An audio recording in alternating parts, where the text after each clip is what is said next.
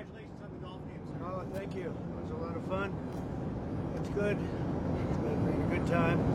And we learned a lot. We're doing pretty well, I think, with Russia. And we'll see if we have something to announce maybe by Tuesday. I'll be speaking to President Putin on Tuesday. And a lot of work's been done over the weekend. We want to see if we can bring that war to an end. Maybe we can, maybe we can't, but I think we have a very good chance. What sort of concessions will you be seeking to have Putin make to get a deal done? Well, I think we'll, be talking about land. It's a lot of land. It's a lot different than it was before the war, as you know. And we'll be talking about land. We'll be talking about power plants. Because that's up, it's a big question. But I think we have a lot of it already discussed very much by both sides. You'll ask him. Ukraine and Russia. You'll ask him. We're already talking about that, dividing up certain assets. Yeah, and they've been working on that. Mr. President, are you concerned at all about any retaliatory cause from the strikes in Yemen? About what? From the airstrikes in Yemen. Are you concerned about any retaliatory measures taken at all? No, I'm not. Really, I'm not. Mr. President, do you plan to comply with the judge's order regarding rehiring the federal workers? What are you talking about? A Clinton appointee judge that ruled that the federal government has to rehire the fired federal workers. Do you plan to comply Well, with I think it's absolutely. I have nothing to do with that, other than I heard about the decision. I think it's absolutely ridiculous. Absolutely, it's a judge that's putting himself in the position of the president of the United States, who was elected by close to 80 million votes. And you have that. You're having more and more of that. It's a very dangerous thing for our country. And I would suspect that we're going to have to get a decision from the Supreme Court. But that's a very dangerous decision for our country. And these are people, in many cases, they don't show up for work. Nobody even knows if they exist. And a judge wants us to pay them even if they don't know they exist. If they exist. And I don't think that's going to be happening, but we'll have to see. You have to speak to the lawyers about that. Mr. President, did the administration actually, speaking of orders, violate Judge Boasberg's order in sending back the Venezuelan gang members and not bringing them back? I don't know. You have to speak to the lawyers about that. Are you planning to do more deportations? I can tell you this: these were bad people. That was a bad group of, as I say, hombres. That was a bad group.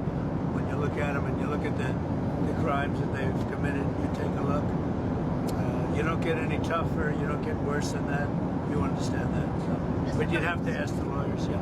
Sir, there's been some criticism that the Alien Enemies Act has only been invoked 3 other times. They were all during times of war. Do you feel that you're using it appropriately right now? Well, this is a time of war because Biden allowed millions of people, many of them criminals, many of them at the highest level. They emptied jails out. Other nations emptied their jails into the United States. That's an invasion. And these are criminals, many, many criminals. Murderers, drug dealers at the highest level, drug lords, people from mental institutions. That's an invasion. They invaded our country. So this isn't, in that sense, this is war. In many respects, it's more dangerous than war because, in war, they have uniforms. You know who you're shooting at. You know who you're going after. These are people that came out. They're walking our streets. We have thousands of murderers that Biden and his incompetence, first of all, he's grossly incompetent, but that Biden and his people and his probably autopen, it looked like we had an autopen for a president, and we would have been better off if we had probably. But it looks to me like, that's a big subject. I'm sure you won't ask about that, but the whole subject of autopen, did he know what he was doing? Did he authorize it? Or is this somebody in an office, maybe a radical left lunatic, just signing whatever that person wants? That's not what it's all about. I never use it. I mean, we may use it as an example to send some young person a letter because it's nice. We get thousands and thousands of letters and letters of support for young people, for people that aren't feeling well, etc. But to sign pardons and all of the things that he signed with an autopen is disgraceful. Mr. President, as markets and consumers continue reacting to tariffs, as markets and consumers react to tariffs, do you have any inclination to create exceptions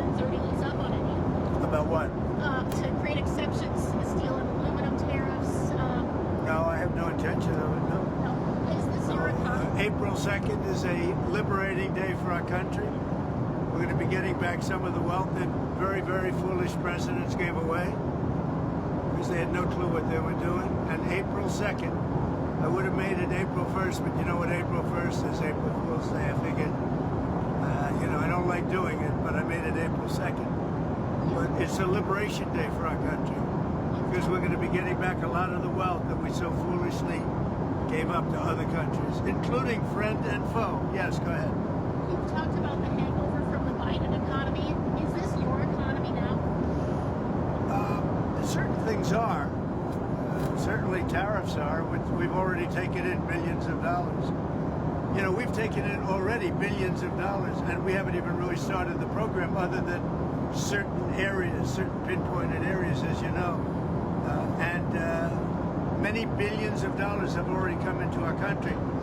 The big money is coming in on April 2nd, from April 2nd. But I will tell you what is smart. When I took it over, eggs were through the roof, and now eggs are down 35% over a short period of time. And other things, fuel, gasoline, energy is down, way down. Oil is down to $65 a barrel.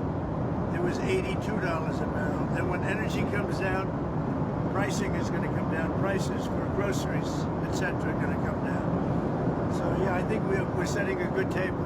Sir, on April 2nd's tariffs, are you planning to do sectoral and reciprocal tariffs? Will you do sectoral tariffs too? What are you going to do in certain cases? Well, it's going to be reciprocal. In other words, whatever they're charging, we're charging. Very simple. If they're charging us, we're charging them. It's no longer they charge us and we don't charge them. It's foolish presidents. And Biden, but others also. In all fairness, look, Biden is the worst president we've ever had. He made Jimmy Carter look like a good president. But on this, a lot of other presidents were guilty also. Some very good presidents were guilty. They charge us and we charge them.